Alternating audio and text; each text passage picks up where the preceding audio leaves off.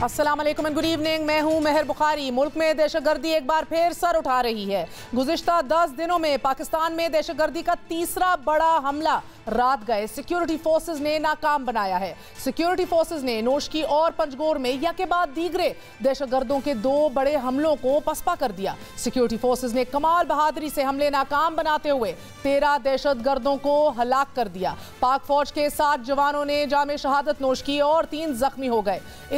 इन दोनों दहशतगर्द हमलों की जिम्मेदारी कलअदम बलोच लिबरेशन आर्मी ने कबूल की है। मीडिया को भेजे गए ईमेल पैगाम में बलोच लिबरेशन आर्मी के तर्जुमान ने दावा किया है कि दोनों हमले मजीद ब्रिगेड ने किए हैं और रात गए दहशतगर्दों ने नोशकी में FC कैंप में दाखिल होने की कोशिश की। नाज़रीन, सिक्योरिटी फोर्सेस ने जवाबी रद्द अमल न सिर्फ दहशतगर्दों को कैंप में दाखिल होने से रोक दिया, बल्कि जवाबी रद्द अमल के दौरान 9 दहशतगर्दों का मौके पर ही खात्मा कर दिया गया। फायरिंग के तबादले में सिक्योरिटी फोर्सेस के 1 अफसर समेत 4 अहलकार शहीद हो गए। ऐनी शाहिदीन के मुताबिक रात गए नोशकी में एक बड़े धमाके की आवाज़ सुनी गई थी। धमाका इतना शदीद था कि करीब में वाक़े पुलिस स्टेशन, सिविल अस्पताल और डिप्टी कमिश्नर के दफातर की इमारतों को हिला कर रख दिया गया था। ऐनी शाहिदीन के मुताबिक FC के हेडक्वार्टर के अंदर छोटे धमाके की आवाज़ भी सुनाई दी गई थी कि जिसके बाद शदीद फायरिंग का सिलसिला शुरू हो गया। पंजगोर हमले में सिक्योरिटी फोर्सेस ने 4 दहशतगर्दों को हलाक किया। सिक्योरिटी फोर्सेस के 3 जवानों ने जामे शहादत नोश की और 4 जख्मी हो गए। इस कार्रवाई के दौरान 6 दहशतगर्द फरार होने में कामयाब हुए, लेकिन फरार होने वाले दहशतगर्दों की तलाश के लिए पंजगोर बाजार को बंद करा दिया गया, उसको घेरे में ले लिया गया और आज सारा दिन सिक्योरिटी फोर्सेस का ऑपरेशन जारी रहा। सिक्योरिटी फोर्सेस के बरवक्त जवाबी वार से मुल्क एक बड़े सानहे से बच गया। पाक फौज के शोबा ताल्लुकात आमा ने यह दावा किया है कि इब्तदाई तफ्तीश के दौरान इंटेलिजेंस एजेंसियों ने अफगानिस्तान और भारत में दहशतगर्दों और उनके हैंडलर्स के दरमियान राब्ते को रोका है। सूबाई वजीर दाखिला ज़ियाउल्लाह लांगू ने यह दावा किया है कि बॉर्डर मैनेजमेंट कमेटी ने ईरान से अपने तहफ़्फ़ुज़ात जाहिर किए हैं। वो कभी अफगानिस्तान में बैठकर पाकिस्तान के खिलाफ कर रहे थे दहशतगर्दी, अभी वो यहाँ आकर अपने मुल्क में ही एक दहशतगर्दी फैला रहे हैं। मैं समझता हूँ जो जिम्मेदारी वो दहशतगर्द तंजीमें और उनको सपोर्ट करने वालों के ऊपर है। उनको कभी अफगानिस्तान से सपोर्ट मिलती है, वो आते जाते हैं। अभी इस दफ़ा जो अटैक्स हुए हैं हमारे साथ, बहुत बड़ा एक बॉर्डर ईरान का भी लगा हुआ है।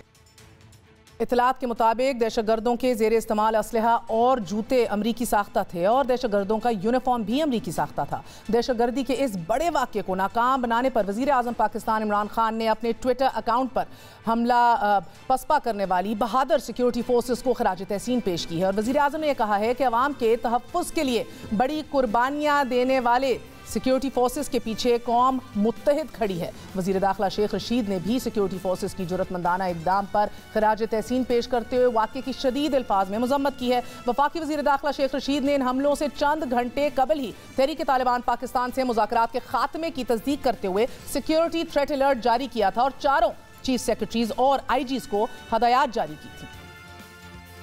तमाम चीफ सेक्रेटरीज को आज और IGs को ख़त लिखा है और फ़ोन पे भी उनको कहा है कि आप अमन व अमान की सूरत हाल से अलर्ट रहे, कि वो हर किस्म की सूरत हाल के लिए बेहतर मनसूबा बंदी करें। TTP से क्योंकि अब बातचीत नहीं चल रही। बलोचिस्तान इस वक्त दहशतगर्दों की हिट लिस्ट पर है। गुज़िश्ता 1 साल में बलोचिस्तान में 36 बड़े और मजमूई तौर पर 81 दहशतगर्दी के हमले हुए हैं। 25 और 26 जनवरी की दरमियानी शब बलोचिस्तान के इलाके केच में सिक्योरिटी फोर्सेस की चेक पोस्ट पर दहशतगर्दों की फायरिंग से 10 जानबाज जामे शहादत नोश कर गए थे। Army chief general Qamar Javed Bajwa ने केच शोधा के लवाहिकीन से इज़हार ताज़ियत के लिए दौरा भी किया था। शोधा के अज़म और हौसले को खराज तहसीन पेश की और इस अज़म का इजहार भी किया था कि शोधा का खून रायगान नहीं जाएगा, दहशतगर्दों को कैफे किरदार तक पहुंचाया जाएगा और तभी दम लिया जाएगा। केच के हमले से पहले 14 दिसंबर को पाक ईरान सरहद के करीब भी दहशतगर्दों के हमले में 1 जवान शहीद हुआ था और 13 नवंबर को बलोचिस्तान ही के इलाके होशाब में दहशतगर्दों के खिलाफ कार्रवाई के दौरान 2 फौजी जवान जामे शहादत नोश कर गए थे। नाजरीन, मुल्क में दहशतगर्दी की लहर तेजी से सर उठा रही है। इस्लामाबाद में दहशतगर्दी के वाक़े की जिम्मेदारी तहरीक तालिबान पाकिस्तान ने कबूल की।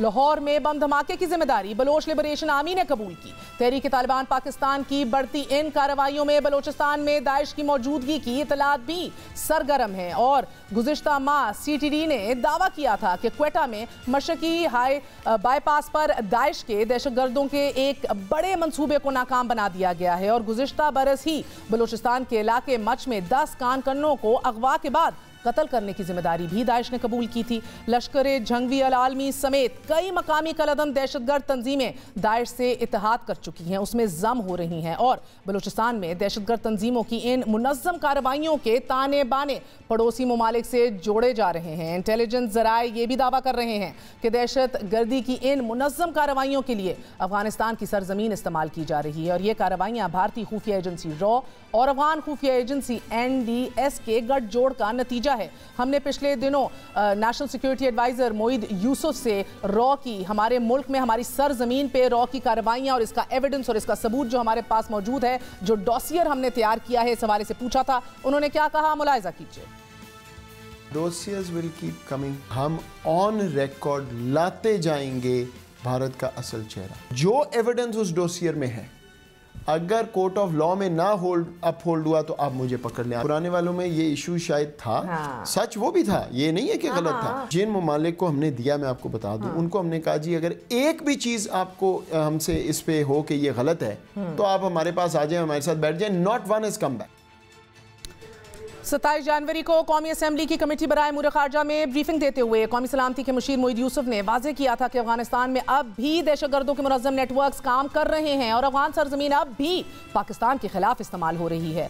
1 फरवरी को कौमी सलामती के मुशीर मोईद यूसुफ ने दौरा अफगानिस्तान में तालिबान के अबूरी नायब वज़ीर आज़म अब्दुस्सलाम हनफी को अफगानिस्तान की सरजमीन पाकिस्तान के खिलाफ इस्तेमाल होने के हवाले से आगाह किया तो अफगान वज़ीर आज़म ने यकीन दहानी कराई कि अफगानिस्तान की सरजमीन पाकिस्तान समेत तमाम हमसायों के खिलाफ इस्तेमाल नहीं होगी, लेकिन ऐसा हो रहा है और इन तमाम यकीन दहानियों के बावजूद दहशतगर्दी की कार्रवाइयों का सिलसिला अरूज पर है। दहशतगर्दी के बढ़ते इन खदशात में बैरूनी दुश्मनों की कार्रवाइयों के साथ साथ दाखिली शिद्दत पसंद तंजीमों के खिलाफ क्या रियासत को एक बार फिर जंग लड़नी होगी? क्या एक बार फिर नेशनल एक्शन प्लान पर नए सिरे से नजरसानी की जरूरत है और बैरूनी दहशतगर्दों के दाखिली सहूलतकारों का कला कमा कैसे मुमकिन है?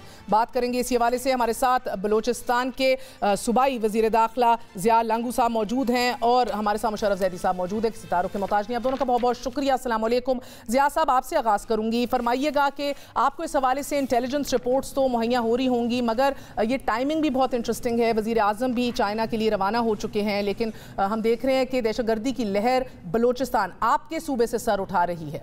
इस हवाले से अब आपने मजीद क्या प्रीएम्प्टिव इकदाम जो हैं वो ऑलरेडी उठा लिए हैं? आई एम नॉट सेइंग उठाने जा रहे हैं, ऑलरेडी उठा लिए। बिस्मिल्लाहिर्रहमानिर्रहीम।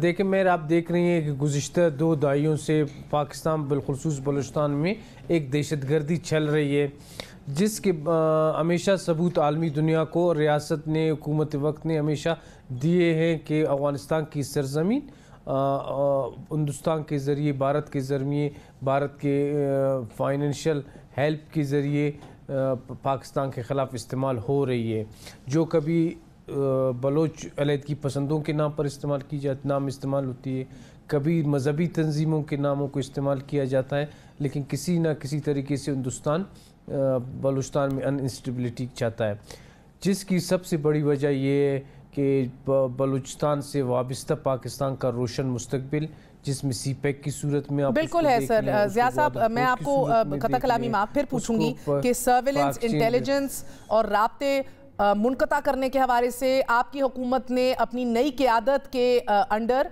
नए चीफ मिनिस्टर के अंदर क्या इक़दाम उठाए हैं सर? देखिए, जब आलमी दुनिया को ये चीज़ें दी गई, उस पर कोई इतने वक्त से सीरियस एक्शंस नहीं लिए गए।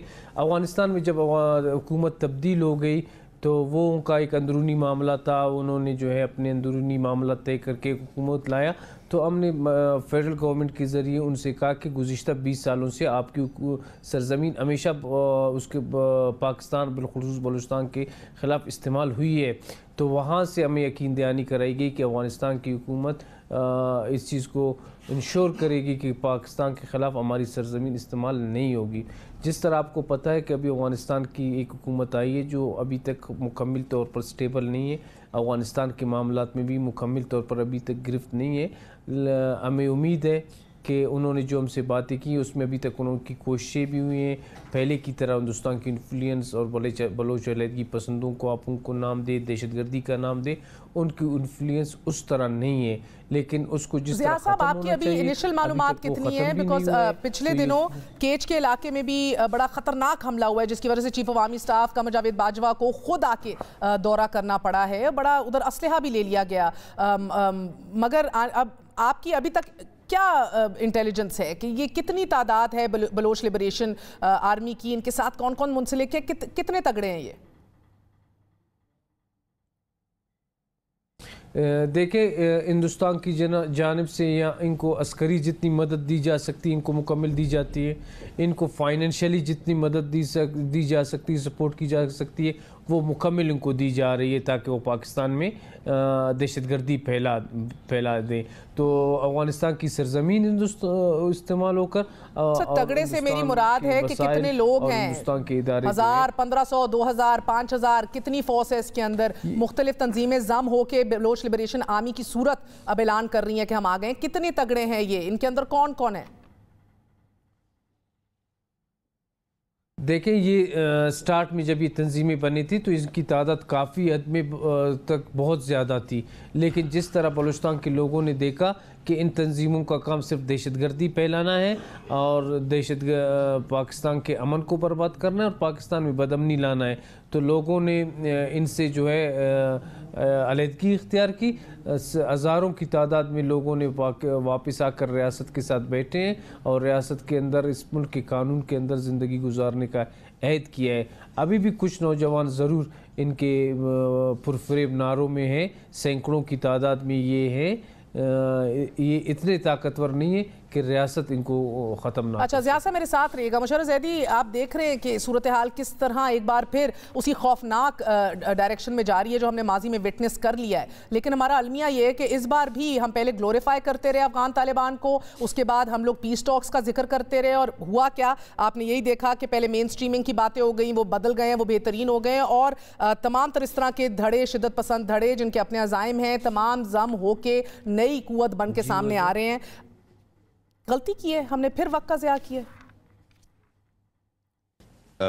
جی بہت شکریہ مہر۔ سب سے پہلے تو میرا خیال ہے کہ ہم سب کو بار بار اس چیز کے بارے میں ایک دوسرے کی یاد دہانی کرنی چاہیے کہ ہمارے سب سے بہترین نوجوان جو اس قوم کا شاید سب سے اہم سرمایہ ہیں، ان کا خون جو ہے وہ جو ہے دھرتی کے لیے اور اس ملک کے لوگوں کے لیے اور ہماری جو آزادی ہے اس کے لیے صرف ہوا ہے۔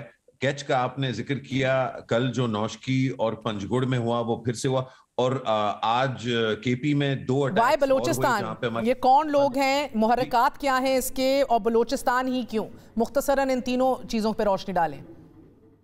جی مختصراً کوشش کروں گا مہر، لیکن کیونکہ ہم غیر سنجیدہ اتنے زیادہ ہو گئے ہیں ان اہم امور پر تو مختصر رکھنا جو ہے وہ مشکل ہوتا ہے۔ سب سے پہلی چیز یہ کہ غیر سنجیدگی جو ہے وہ اس کا جو سب سے بڑا ثبوت ہے وہ یہ کہ افغان طالبان کی حکومت آنے سے پہلے ہم امریکہ کو اور NDS کو اور اشرف غنی کو کہتے رہے کہ پلیز طالبان کو روکو۔ اس کے بعد جب افغان طالبان آ گئے تو ہم نے کہا اب یہ اچھے لوگ آ گئے تو اب یہ افغان طالبان کو یہ TTP کو روک لیں گے۔ وہ TTP کو نہ پچھلے والے روک سکے نہ یہ والے روک سکے۔ اچھا اسی طرح ہم جو ہے اچھے، اور ہم پہ بائی دی وے اب یہ بھی بتاتے چلیں، شیخ رشید صاحب آج ہی کہہ رہے تھے ہم پہ اب عیاں ہو رہا ہے کہ شیخ رشید صاحب وزیر داخلہ نے کہا کہ شاید تحریک طالبان پاکستان افغان طالبان کے زیر اثر نہیں، ان کی نہیں سنتے. اب ہمیں یہ محسوس ہوتا ہے یہ تو جو لوگ شیخ رشید کو لے کے آئے ان کی غلطی ہے، کیونکہ ہم جیسے آپ جیسے بہت سے لوگ تو یہ بہت عرصے سے کہہ رہے تھے کہ یہی ہوگا جو ہو رہا ہے. لیکن زیادہ اہم جو چیز جو یاد رکھنی ہے وہ کہ یہ ایک قومی المیہ ہے. یہ صرف افغانستان کا ایشو نہیں ہے اور صرف خیبر پختونخوا کا یا ٹی ٹی پی کا ایشو نہیں ہے. ہم بہت سالوں سے ہمیں پتہ ہے کہ ایران میں جو ہے سیف ہیونز ہیں. ہمیں پتہ ہے کہ کلبھوشن یادو یہاں آیا، پھر بھی ہم تہران جا کے اچھے بچوں کی طرح آیت اللہ کے سامنے جو ہے ہاتھ باندھ کے کہتے ہیں پلیز ایران آپ جو ہے اس کا کچھ کریں. پھر ہم اشرف غنی کے پاس جاتے ہیں، کہتے ہیں پلیز افغانستان آپ اس کا کچھ کریں. اچھا، جو اس کا جواب ہوتا ہے یہ مختصر اس لیے نہیں ہے کہ یہ بہت اہم نقطہ ہے. جو اس کا جواب ہوتا ہے ہمارے پاس وہ یہ کہ اچھا تو پھر اگر ایسے نہیں کرنا تو آؤ پھر ہم بمباری کرتے ہیں افغانستان پہ اور بمباری کرتے ہیں ایرانی ٹارگٹس پہ. یہ اس کا جواب نہیں ہے. جواب اس کا یہ ہے کہ ہمارے اندر ہمارے سٹیزنز، ہمارے نوجوان، میرے بہن بھائی اور آپ کے بہن بھائی اور دیکھنے والوں کے بہن بھائی جو ٹی ٹی پی کے ساتھ مل جاتے ہیں، جو بلوچ لبریشن آرمی کے ساتھ مل جاتے ہیں اور دہشت گرد بن جاتے ہیں، ان کی ذمہ داری، ان کے دلوں کی، ان کے دماغ کی اور ان کے پیٹوں کی ذمہ داری میری اور آپ کی یہ مہر حکومت پاکستان کی ہے. جب تک ایک سیریس ڈسکشن ہم اس ملک میں نہیں کریں گے کہ اپنے بچوں کو T L P, T T P, B L A سے بچانا ہے، تب تک ہم سنجیدہ نہیں ہیں. معاشی ریزن، بہت بڑی وجوہات ہیں ان چیزوں کی طرف، مگر ساتھ یعنی کہ ہمیں نیشنل ایکشن پلان کو ایک دفعہ پھر ریوزٹ کرنا ہوگا. قومی قیادت کو سر جوڑ کے بیٹھنا ہوگا. وہ قومی قیادت جو ابھی اتنی پولرائزڈ ہے کہ چور ڈاکو کے القابات سے اور ایک دوسرے سے ہاتھ ملانے سے انکاری ہے، تو نیشنل ایکشن پلان کو کون ریوزٹ کرے گا؟ Qamar Javed Bajwa chief of army staff تو کیج کے بعد ادھر جا کے ملا ہے لواحقین سے، مگر شاید یہ صوبائی وزیر داخلہ ضیاء صاحب ہمارے ساتھ ہیں، وفاقی وزیر داخلہ بھی چائنا میں موجود ہیں. بڑے سیریس ایشوز ہیں. سول ملٹری قیادت اور اپوزیشن کو سر جوڑ کے بیٹھنا ہوگا. زیدی صاحب کیا کہیں گے؟ سر جوڑ کے تب بیٹھیں گے جب اپنے اپنے مفادات سے تھوڑا سا ہٹ کے اور ان شہیدوں کے اور ان کی ماؤں کے دکھ کا اور اس سرزمین میں جو خون جو بار بار جو ہے ہم اس کو دفنا رہے ہیں.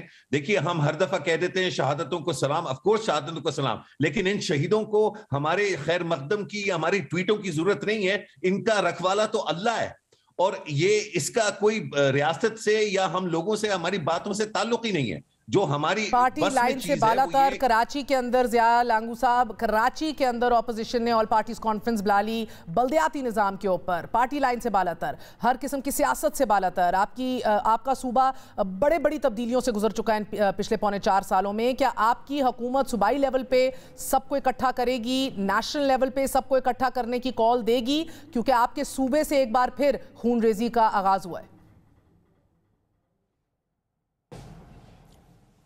دیکھیں، ہمیں بحیثیت ایک ذمہ دار شہری کے، چاہے ہم حکومت میں ہوں یا حکومت میں نہ ہو، ہمیں اپنے ملک کے جو ہے سیکیورٹی کے حوالے سے ہو، اس کے سلامتی کے حوالے سے ہو، ہمیں سیاست سے بالا تر ہو کر سوچنا ہوگا. تو اس میں تمام پاکستانی، تمام مکاتب فکر کے لوگوں کو اپنا شیئر وہ کرنا دینا ہوگا. اور جب تک ہم ایک پیج پر سب نہ ہوں اس ملک کی حفاظت کے لیے اور اس کی سلامتی کے لیے، اس وقت تک ہمارے دشمن کو ایسے مواقع ان دہشت گردوں کے جو مقامی ہینڈلرز ہیں ان سے نمٹنے کے لیے آپ نے کوئی اسٹریٹجی بنا لی ہے ضیاء صاحب؟ دیکھیں، ان کے لیے جس طرح میں نے کہا کہ اس دن ایک اعلیٰ سطح کا میٹنگ تربت میں بھی ہوا تھا، اس کے بعد وقتاً میٹنگ اس سلسلے میں ہماری میٹنگز ہوتی ہیں، لیکن ابھی سخت ترین احکامات دیے گئے ہیں کہ صوبے میں، ملک میں، صوبے میں کسی قسم کی کسی دہشت گرد کی اور دہشت گردی کی گنجائش نہیں ہے. سیکیورٹی ادارے، ہماری سیکیورٹی فورسز اپنے تمام وسائل کو بروئے کار لائیں اور دہشت گردوں کے خلاف ہر قسم کی کارروائی کریں. مشرف زیدی، مجھے بتائیے گا کہ یہ ان کے ہینڈلرز جو بارڈرز پہ بیٹھے ہیں یا پڑوسی ممالک میں ادھر بیٹھے ہیں، کیا ان پہ ہمیں کوئی نیشنل لیول کے اوپر متحرک ہونے کی ضرورت ہے؟ Whether it's strikes, whether it's کوئی بھی اور طریقہ. افغان طالبان کو ابھی ہم نے آفیشلی ریکگنائز بھی کرنا ہے. آپ دیکھ رہے ہیں کہ کس طرح کا عدم استحکام ہے بارڈر کے اوپر بھی. اب پورے ملک کے اندر اس کا اسپل اوور افیکٹ شروع ہو چکا ہے. کیا ہم نے ابھی بھی سیکیورٹی آؤٹ سورس کی ہوئی ہے؟ کیا ابھی بھی ہم اس کو سنجیدہ نہیں لے رہے؟ اس کے محرکات صرف پاکستان کو ڈی سٹیبلائز کرنا ہے؟ देखिए महर, इसमें जो सबसे अहम नुक्ता है वो समझना और उस पर सोचना, गहरी नजर से सोचना जो है वो बहुत जरूरी है। आप इन जो आपसे मुल्क के बाहर जो चाहे अफगानिस्तान हो चाहे ईरान हो, जारी बात है इंडिया का एक अलग केस है, ये जो आपके वैसे तो बरादराना मुल्क और बरादराना ताल्लुकात होने चाहिए इन ममालिक के साथ, लेकिन बावजूद बहुत अच्छी तरह से पेश आने के उन ममालिक की हुकूमतों के साथ, उन ममालिक में ऐसे जो कुव्वतें हैं वो क्यों उनको फरोग मिल रहा है और क्यों हम जो है धड़ल्ले से उनके साथ नहीं टारगेट कर सकते, उनको काउंटर नहीं कर सकते। उसकी वजह यह है कि उन ममालिक के जो हुक्मरान हैं उनके लिए पाकिस्तानी अवाम के अंदर बहुत बड़ी बड़ी पॉकेट्स हैं सिंपैथी की, और आप अंदरूनी तौर पे ऑलरेडी जो है इतना ज्यादा बटे हुए हैं कि आप नहीं चाहते कि ज्यादा सख्त अल्फाज पाकिस्तानी हुक्मरान इस्तेमाल करें ईरान के बारे में, क्योंकि आपको पता है कि अच्छी खासी पॉपुलेशन पाकिस्तान में जो है उसकी सिंपैथी है ईरान के साथ। इसी तरह आपको पता है कि अच्छी खासी पॉपुलेशन पाकिस्तान की उनकी सिंपैथी है अफगान तालिबान के साथ। तो आप डरते हैं, घबराते हैं ज्यादा सख्त लहजा या ज्यादा सख्त इक़दाम लेने से।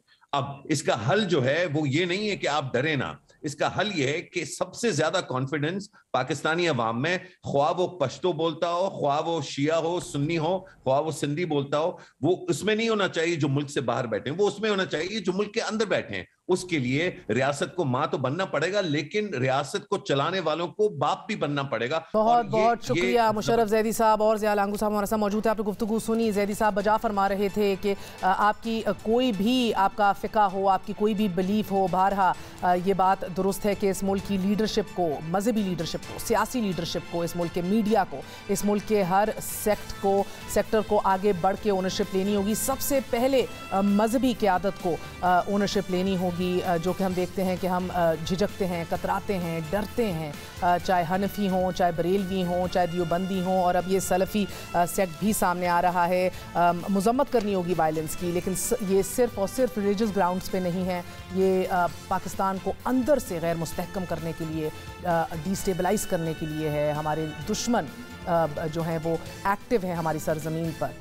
सो ख़तरा चारों अतराफ़ से है, हर अतराफ़ से लड़ना पड़ेगा, मगर इसके लिए हमें यूनिटी चाहिए जो बारहा बदकिस्मती से दिखाई नहीं दे रही। पाकिस्तान की क़यादत अभी चाइना पहुंच चुकी है, उधर क्या हो रहा है बताएंगे आपको एक वक्फे के बाद।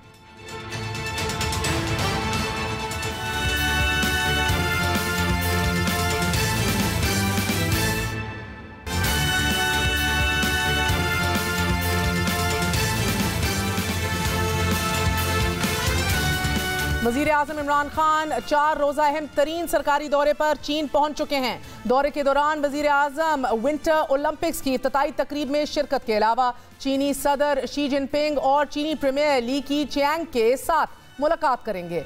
कसीरुल-जैती दौरे के दौरान वज़ीर आज़म चीनी सरमायाकारों के वफूद से भी मुलाकात करेंगे और हुकूमती वुज़रा दौरे को गेम चेंजर करार दे रहे हैं, जबकि वज़ीर ख़जाना के मुताबिक हम चीन से मदद तलब करने के लिए जा रहे हैं। It's a very full agenda, and we also will be meeting major Chinese companies who are interested in investing in Pakistan. ये चाइना का जो ट्रिप है ये बहुत ही इम्पोर्टेंट है हमारे लिए, पॉलिटिकली भी इम्पोर्टेंट है लेकिन इकोनॉमिकली भी बहुत इम्पोर्टेंट है, बिकॉज हम चाइना को ये कहने जा रहे हैं कि आप हमें हेल्प करें। ये दौरा गुज़िश्ता पौने 4 सालों के दौरान होने वाले वाक़यात के तनाजुर में अहम है। गुज़िश्ता साल नाज़रीन जुलाई में दासू पावर प्रोजेक्ट मंसूबे पर काम करने वाले 10 चीनी कारकुनों इंजीनियर्स की हिलाकत और 26 के ज़ख्मी होने के बाद पाकिस्तानी आला अहदेदारों की जानिब से गैर ज़िम्मेदाराना बयानात पर चीन ने नापसंदीदगी का इजहार किया था। इससे कबल वफाकी वुज़रा की जानिब से किकबैक्स लेने और सीपेक मंसूबों पर दिए गए बयानात भी चीन की नाराज़गी की वजह बने थे। साथ ही IMF मुआहदे के बाद चीनी मंसूबों की अहम मालूमात IMF से शेयर करने और सीपेक पर काम की सुस्त रवि के तासुर ने भी दोनों मुल्कों के दरमियान गलतफहमियों को जन्म दिया था। यहाँ अहम तरीन बात यह है कि सीपेक अथॉरिटी के साबिक चेयरमैन जनरल आसिम बाजवा के दौर में दोनों मुल्कों के दरमियान मुश्तरका ताउन कमेटी का एक भी इजलास नहीं हो सका था और मौजूदा चेयरमैन सीपेक खालिद मंसूर ने ओहदा संभालने के बाद कमेटी को फाल करके चीन की जानिब से सरमायाकारी में अदम दिलचस्पी के तासुर का खात्मा करने की कोशिश की है। और अब एक अहम हुकूमती ज़राए के मुताबिक दौरे में चीनी आला क़यादत के सामने 28 अरब डॉलर की बिजनेस अपॉर्चुनिटी प्रपोजल्स रखे जाएंगे और चीनी क़यादत को कायल करने की कोशिश की जाएगी कि पाकिस्तान सीपेक को आगे लेकर जाना चाहता है। नाज़रीन, वज़ारत खारजा के ज़राए का ये मानना है कि दौरे का एक बड़ा मकसद ये भी है, कई यूरोपीय, अमरीकी और एशियाई ममालिक के बॉयकॉट के बावजूद सरमाया जो विंटर ओलंपिक्स है इसमें शिरकत करने से चीन को ये बावर करवाने की कोशिश की जा रही है पाकिस्तान की तरफ से वज़ीर आज़म इमरान खान के उधर पहुंचने से कि पाकिस्तान अभी भी चीन के साथ खड़ा है। और ये दौरा पाकिस्तान के माली मामलात के लिए भी अहम तरीन है, क्योंकि गुज़िश्ता रोज़ IMF एग्जीक्यूटिव बोर्ड की जानिब से पाकिस्तान के लिए 1 अरब डॉलर की किस्त जारी करने की मंजूरी तो दी गई थी, मगर अभी भी पाकिस्तान को 30 अरब डॉलर से ज़ायद रकम अगले साल की फाइनेंसिंग और फॉरेन रिजर्व्स को मुस्तहकम रखने के लिए चाहिए। जबकि करंट अकाउंट खसारे के हवाले से IMF की पेशन गोई भी अहम है। IMF के मुताबिक पाकिस्तान पर करंट अकाउंट खसारे में इजाफे और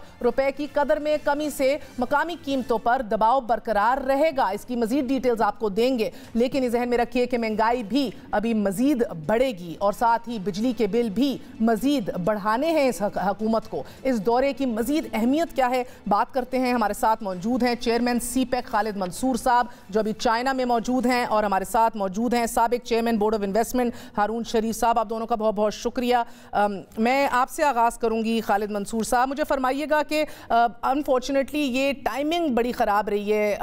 जिस तरह ही आपका वज़ीर आज़म और आप पूरा वक्त चाइना पहुंचा है, एंड उस टाइम पे हमने देखा कि इधर बलूचिस्तान में अटैक हुआ है। इसको यकीनी तौर पे बड़ी अनकंफर्टेबल टाइमिंग कहा जाएगा। Chinese will be uncomfortable, this will be taken seriously.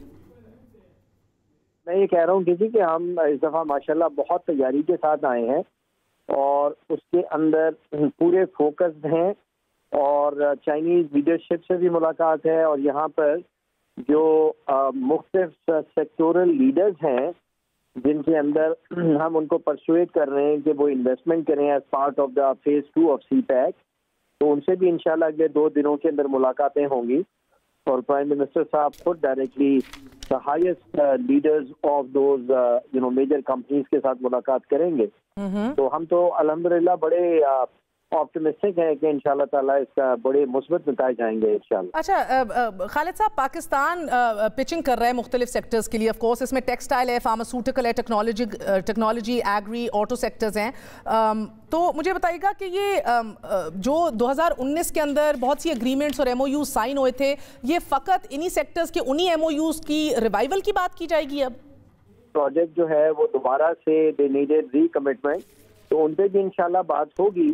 लेकिन ये जिन सेक्टर्स का आपने तस्करा किया है, ये ऐसे सेक्टर्स हैं जिनके अंदर पाकिस्तान कंपैरेटिव एडवांटेज ऑफर करता है, और आने से पहले भी हमने एंगेज किया इन सारे सेक्टर्स की मल्टीपल जो मेजर इनकी लीडरशिप को कंपनीज की, और उनको हमने पूरी की पूरी कॉम्प्रिहेंसिव प्रेजेंटेशन भी दी कि ये will be a win win situation अगर वो आए, और ये इंटरेक्शन के बाद जो है ये अंदर भी मसाइल जो है वो हल हो जाए।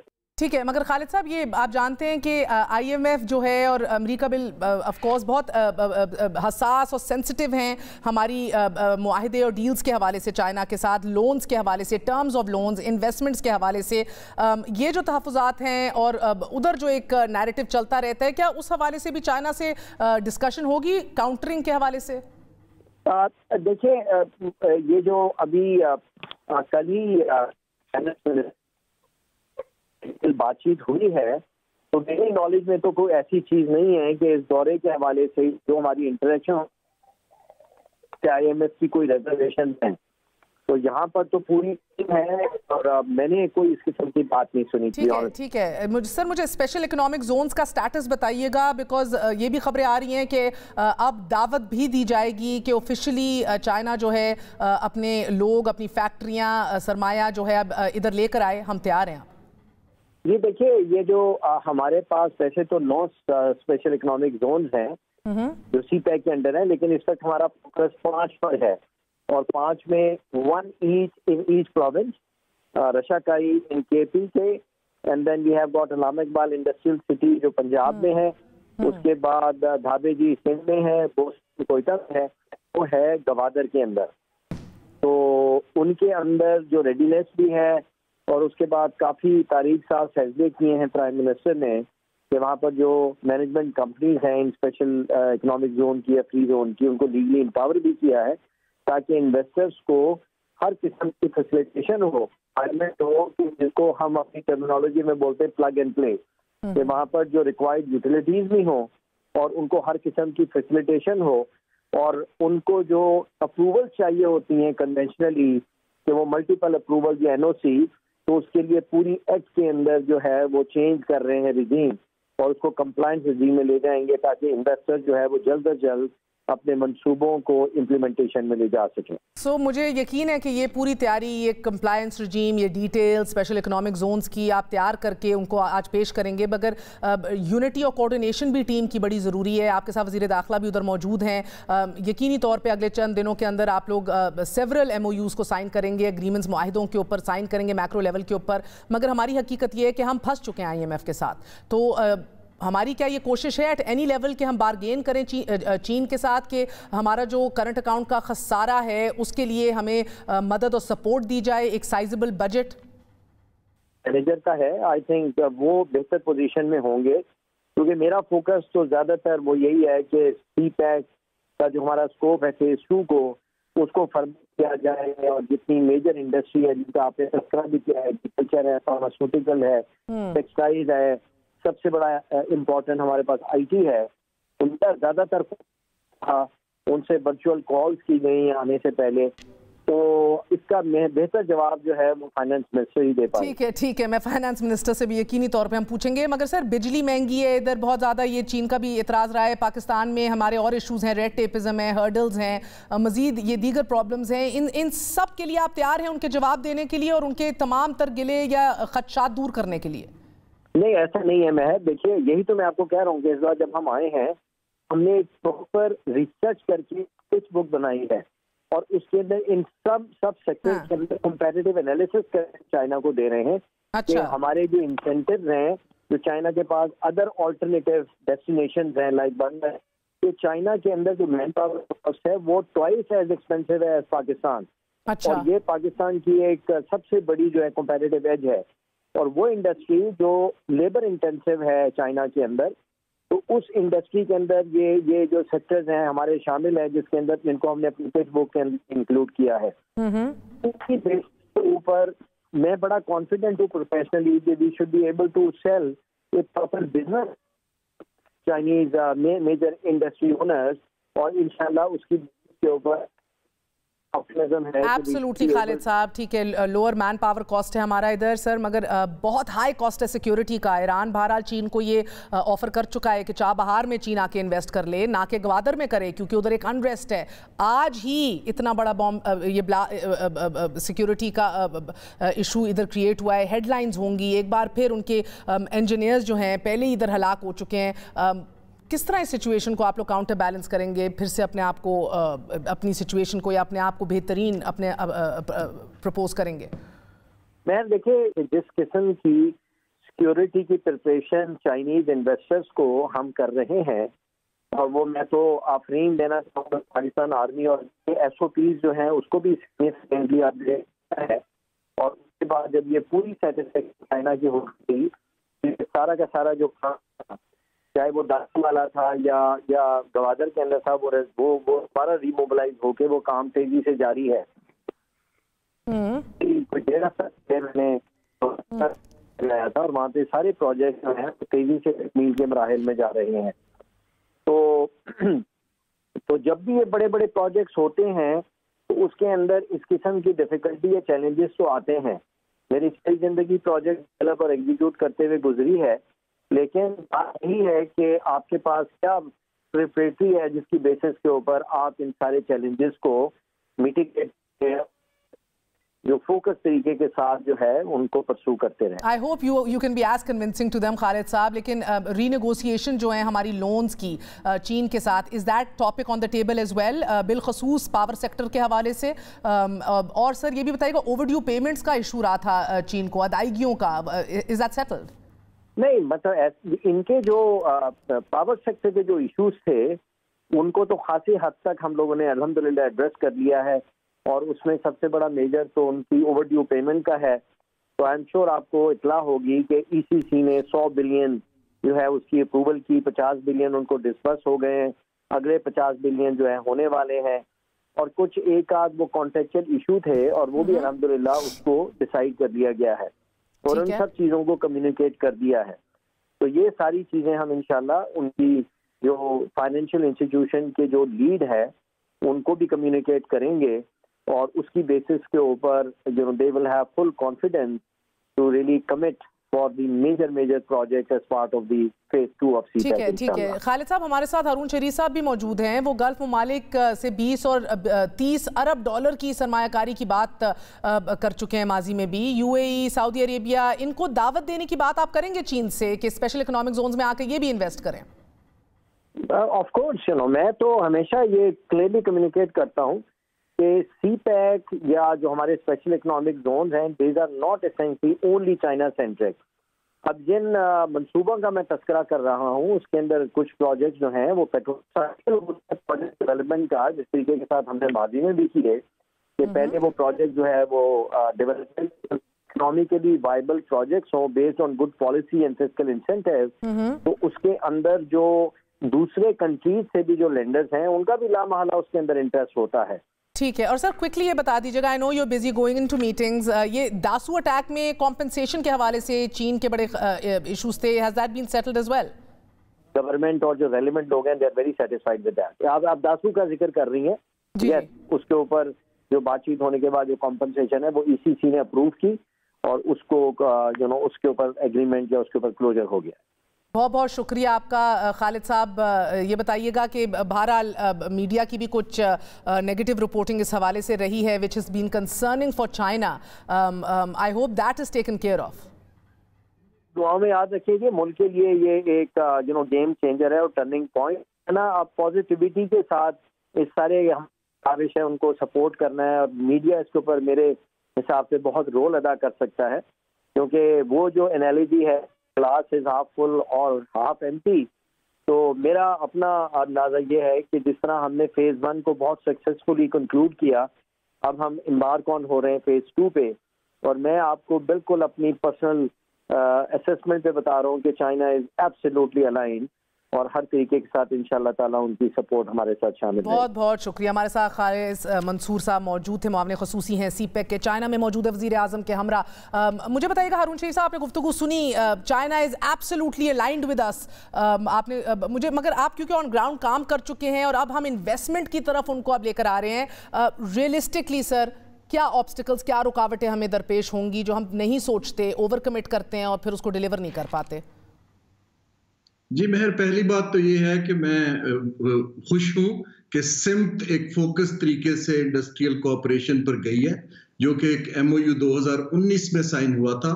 چلیں دیر آیت درست آیت, اور بڑا اچھی انہوں نے استفاق تیاری کے ساتھ گئے ہیں, اور میں اس لیے خالد منصور صاحب کو بھی مبارکباد دیتا ہوں, اور سب کو. میں نے پچ بک دیکھی ہے, اس کے اندر خاصا تفصیلی کام ہوا ہے جو ہمیں کر لینا چاہیے تھا 2-2.5 سال پہلے, ریوائیو کر لیا گیا ہے.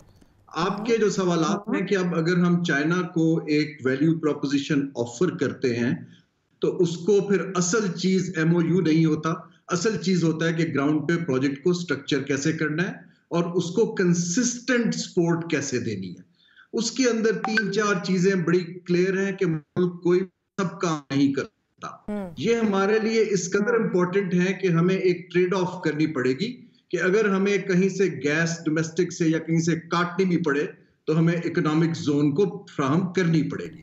ہمیں یہ فریگمنٹڈ سٹرکچر جو ہے اس کو کاٹ کے ون ونڈو کرنا پڑے گا. سی پیک اتھارٹی کو اتھارٹی دینی پڑے گی, جیسے دبئی میں دبئی انٹرنیشنل فائنینشیل سینٹر ہے کہ لوگ بنگلہ دیش میں بورڈ بالکل ایسے ہی. مگر سر میں آپ کہتے ہیں سی پیک اتھارٹی تو ہے, رہ کیا گیا ہے؟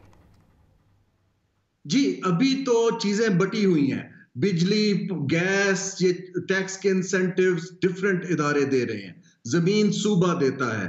جو سی پیک کا انڈسٹریل کوآپریشن ہے وہ بورڈ آف انویسٹمنٹ میں ہے, سی پیک اتھارٹی بعد میں بنی ہے. تو ایک تو ادارہ جاتی کنسولیڈیشن بڑی کرٹیکل ہے.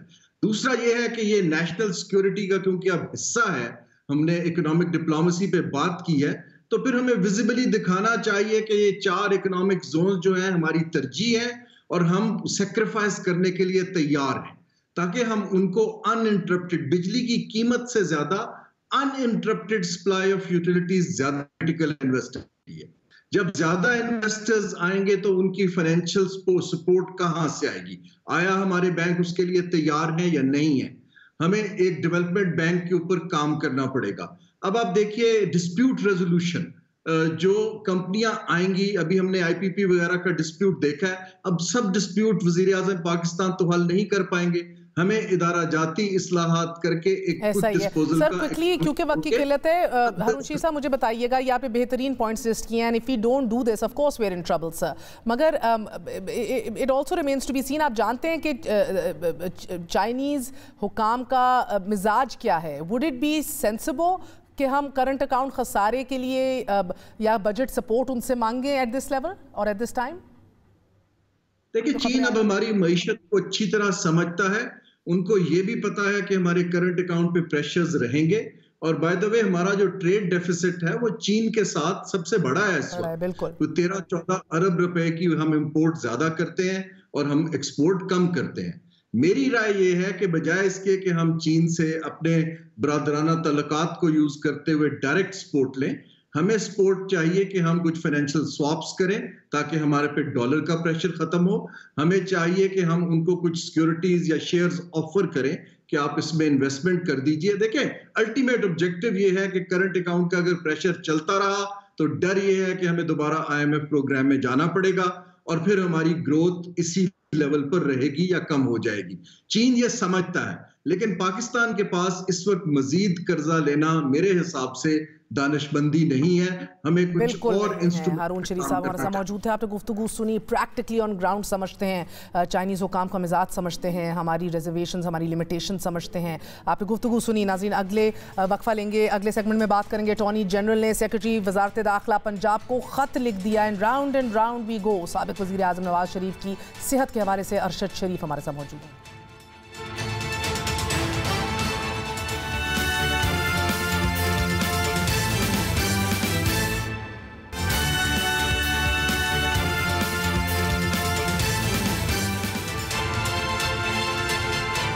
سابق وزیر اعظم نواز شریف کی میڈیکل رپورٹ کا جائزہ لینے کے لیے اٹارنی جنرل آف پاکستان نے پنجاب حکومت کو خط لکھ دیا ہے. محکمہ داخلہ پنجاب کو لکھے گئے اس خط میں یہ کہا گیا ہے کہ امریکی ڈاکٹر فیاض شول کی بنائی ہوئی نواز شریف کی medical report Lahore high court میں جمع کرائی گئی تھی. پنجاب حکومت کا قائم کردہ میڈیکل بورڈ رپورٹ کا جائزہ لے اور بورڈ کی رائے آنے کے بعد ہی مزید پیش رفت کی جائے گی. ناظرین نواز شریف کی صحت ایک معمہ بن کے رہ گئی ہے. بیک اینڈ فورتھ, کل ہی اٹارنی جنرل کے ماضی کے خط کو قائد حزب اختلاف نے ریجیکٹ کیا, ایک چارج شیٹ کر دیا, آج ایک اور خط لکھ دیا گیا ہے ایک نئی رپورٹ کے اوپر. بات کرتے ہیں انویسٹیگیٹو رپورٹر ارشد شریف صاحب سے. ارشد صاحب بہت بہت شکریہ ساتھ دینے کا. سر یہ جو خط میرے سامنے موجود ہے اس کے اندر تو کہا جا رہا ہے کہ اب ایک اور یہ جو نئی رپورٹ آئی ہے اس کے اوپر اسپیشل میڈیکل بورڈ جو ہے وہ اپنی رائے دے. پہلے والی انہی کی رپورٹ کے اوپر ہمارے ہی اسپیشل بورڈ نے کہا تھا کہ ہم رائے نہیں دے سکتے کیونکہ یہ اوپینین ہے, ان کے میڈیکل ٹیسٹ بلڈ ٹیسٹ نہیں ہیں. کہا گیا اس کے اندر جس کا ذکر ہے we can not provide any information of the clinical evaluation blood reports اور گیو اینی کوئی اس حوالے سے کچھ ہمارے سامنے نہیں رکھا گیا. سر ہم راؤنڈ اینڈ راؤنڈ ہی جاتے رہیں گے. حسین نواز کل ڈنکے کی چوٹ پہ کہہ رہے تھے کہ زبردست سے ہم نے ایک ڈاکٹر کا اوپینین دے دیا, یہ کافی ہوگا اور کوئی میڈیکل ٹیسٹ نہیں دیں گے ہم. ہاں بالکل, آپ نے بہت اچھا کویشچن کیا, اور یہ ساری جو ہے کاغذی کارروائی چل رہی ہے کیونکہ مہر اگر آپ یہ آرڈر دیکھیں لاہور ہائی کورٹ کا میاں محمد شہباز شریف ورسز فیڈریشن آف پاکستان, تو اس آرڈر میں بڑا کلیئرلی لکھا گیا تھا لاہور ہائی کورٹ کے آنریبل جج صاحبان نے صرف 4 ہفتے کے لیے میاں نواز شریف صاحب کو ملک سے باہر جانے کی اجازت دی تھی, اور اس میں بڑا واضح لکھا ہوتا کہ میاں محمد Nawaz Sharif is granted one time permission to travel abroad on interim arrangement for 4 weeks and will return when certified by doctors that he has regained his health and is fit to return back to Pakistan. تو کون سے علاج کروائے, کون سی انہوں نے وہاں پہ کس ہاسپٹل میں گئے علاج کروایا, وہ ساری چیزیں نہیں ہیں. اب اس کو چیز جو کمٹمنٹ تھی کہ 4 ہفتوں کے بعد واپس آنا ہے, حکومت بھی میرے خیال سے 2019 کے بعد جب سے یہ فیصلہ آیا اور 4 ہفتے گزر گئے, یہ حکومت بھی سوئی رہی ہے. حکومت سڈنلی جاگی کیوں ہے, وہ چلیں دیر آئے درست ہے, فائنلی جاگ آ گئی. اب یہ ساری کارروائی ہو رہی ہے کہ دوبارہ لاہور ہائی کورٹ میں فیڈرل گورنمنٹ اور پنجاب گورنمنٹ جائے گی, اپروچ کرے گی اور کہے گی جی leader of the opposition Shehbaz Sharif صاحب نے یہ انڈرٹیکنگ اس عدالت کو دی تھی, یہ ابھی تک خط و خطابت آئی ہے ہمارے سامنے, نہ کوئی اس میں پلیٹلٹ کی رپورٹ ہے, نہ بلڈ رپورٹ ہے, نہ ہارٹ کی کوئی باقاعدہ رپورٹس ہیں. اور جو کوشچن آج اٹارنی جنرل صاحب کے آفس کی طرف انڈر ڈسکشن تھا اور جو اٹھایا جا رہا ہے کہ ایک ڈاکٹر فیاض شعل جو کہ امریکہ میں بیٹھے ہیں, وہ لنڈن میں بیٹھے ہوئے مریض کے بارے میں اپنی رپورٹ دے رہے ہیں, کیا وہ لیگلی ایسا کرنے کے مجاز ہیں, کیا ان کا لائسنس ٹو پریکٹس جو امریکہ کا ہے کیا یو کے میں ویلڈ ہوگا. اور اسی رپورٹ میں جو چیزیں مینشن کی گئیں ڈاکٹر فیاض شعل کے خط میں جو لکھا گیا ٹو ہوم اٹ میں کنسرن 28 جنوری کا, اس میں بڑا اسپیسیفکلی کہا گیا جی میاں نواز شریف صاحب کو ایئرپورٹ کے قریب نہیں جانا, کووڈ والی جگہوں کو اوائڈ کرنا چاہیے. تو حسین نواز کا آپ نے جو مہر ذکر کیا, وہ کہہ رہے ہیں کہ جی جو ایک ویڈیو سامنے آئی اس میں وہ ٹریول کر رہے ہیں, ایک فیکٹری کا معائنہ کر رہے ہیں, اور کم از کم بائی ٹرین بھی اگر آپ جائیں جو راستہ ہے وہ بھی آپ کیلکولیٹ کریں 3 سے 4 گھنٹے ٹرین سے لگتا ہے, 3 سے 4 گھنٹے گاڑی سے لگتا ہے, اور اگر آپ ریٹرن جرنی کریں تو تقریباً 8 گھنٹے کی بنتی ہے. حسین نواز کہہ رہے ہیں کہ جی ٹرین سے گئے, اگر ٹرین سے گئے اور ٹکٹ ہوگا کوئی بکنگ ہوگی وہ سامنے لے آئے, ٹرین سے گئے, لیکن ان اینی کیس 8 گھنٹے وہ ٹریول ود ان یو کے کر سکتے ہیں. صرف پاکستان آنے پہ انہیں مسئلہ ہے نواز شریف صاحب کو, کیونکہ پاکستان آ کے انہیں جیل جانا پڑے گا, اپنی سزا پوری کرنی پڑے گی.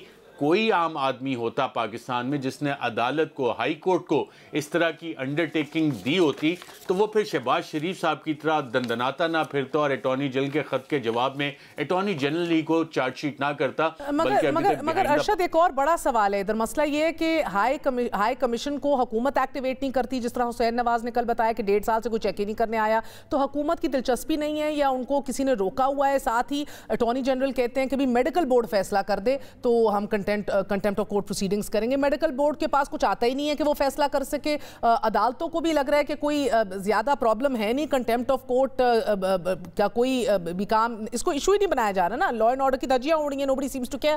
حکومت نہیں انٹرسٹیڈ, اسٹیبلشمنٹ کا اشارہ نہیں ہے, کیا بات ہے؟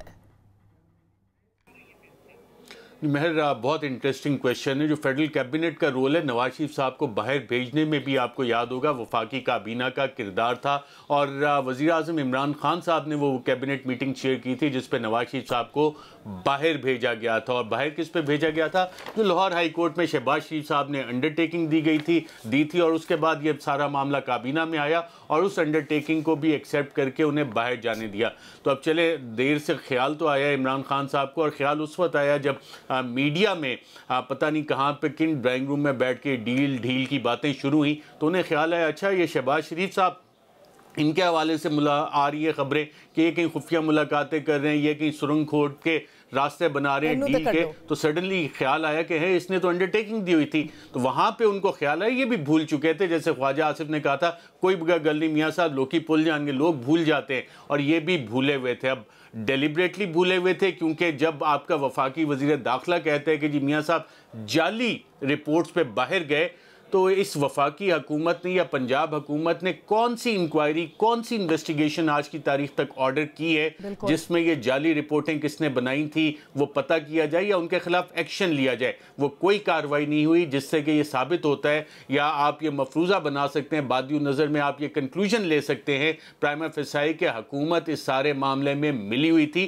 اور آج یہی سوال جب حسین نواز سے کیا گیا تو انہوں نے کہا جی آپ اٹھا کے دیکھ لیں ساری سٹیٹمنٹس, ان کے بیانات حکومتی لوگوں کے, وہ خود جانے کے لیے کہہ رہے تھے کہ جی بالکل میاں صاحب کو بھیجیں. بہت شکریہ. ہمارے ساتھ شریف صاحب موجود ہیں. آپ نے گفتگو سنی, کورٹس بھی عدم دلچسپی کا اظہار کر رہی ہیں, حکومت بھی عدم دلچسپی کا اظہار کر رہی ہے. The entire situation seems to suit Nawaz Sharif صاحب. مگر ایک عدالت ضرور ہے کہ جو زبردست کام کرتی آج ہی دکھائی گئی, وہ اسلام آباد ہائی کورٹ ہے. ناظرین, اسلام آباد ہائی کورٹ نے ججوں اور افسران کے پلاٹس کی اسکیم غیر آئینی قرار دے دی ہے. اسلام آباد ہائی کورٹ نے محفوظ فیصلہ سناتے ہوئے کہا ہے کہ F12, G12, F14 اور F-15 की स्कीम गैर आइनी, गैर कानूनी और मुफाद आमा के खिलाफ है। रियासत की ज़मीन अशराफिया के लिए नहीं, सिर्फ अवामी मुफाद के लिए है। फैसले में मजीद ये कहा गया है कि जज अफसरान, पब्लिक ऑफिस होल्डर्स मुफाद आमा के खिलाफ ज़ाती फ़ायदे की पॉलिसी नहीं बना सकते। जज और अफसरान असल स्टेक होल्डर्स यानी कि अवाम की खिदमत के लिए हैं। Federal government employees housing